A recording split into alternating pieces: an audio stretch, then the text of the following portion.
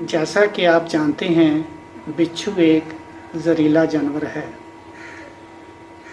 अगर बिच्छू काट ले तो बहुत सख्त दर्द होता है और दर्द की शिद्दत 24 घंटे मुसलसल महसूस होती है।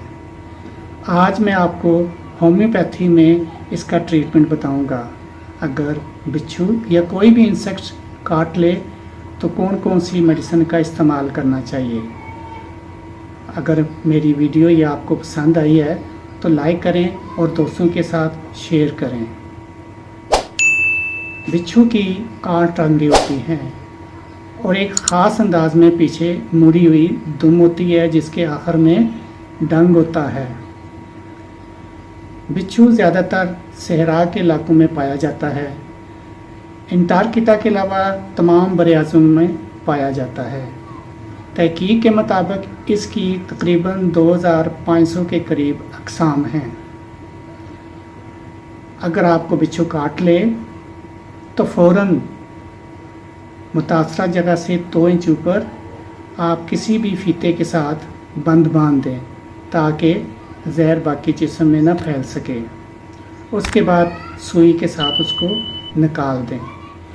अगर हमें बिच्छू या कोई भी इंसेक्ट काट ले तो होम्योपैथी का ये फार्मूला इस्तेमाल करें। मैंने इस फार्मूले को अपनी क्लिनिकल प्रैक्टिस में बारहा इस्तेमाल किया है और बहुत अच्छे रिजल्ट्स हासिल किए हैं। फार्मूला कुछ यूँ है।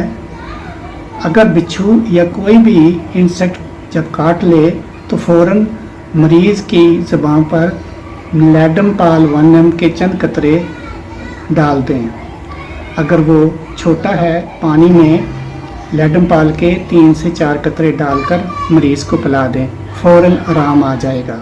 उसके साथ आर्निका और एपिस मेलिफिका 200 का इस्तेमाल दिन में 2 दफ़ा करें।